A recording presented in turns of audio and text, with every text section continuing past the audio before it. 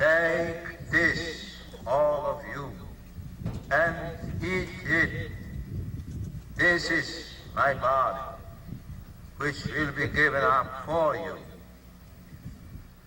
Take this, all of you, and drink from it. This is the cup of my blood, the blood of the new and everlasting covenant.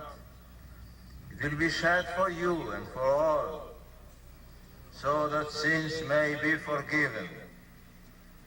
Do this in memory of me. My Jesus, I believe that you are present in the Blessed Sacrament.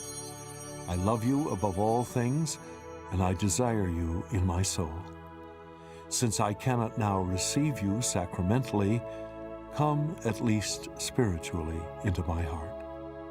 As though you were already there, I embrace you and unite myself wholly to you. Permit not that I should ever be separated from you. Amen.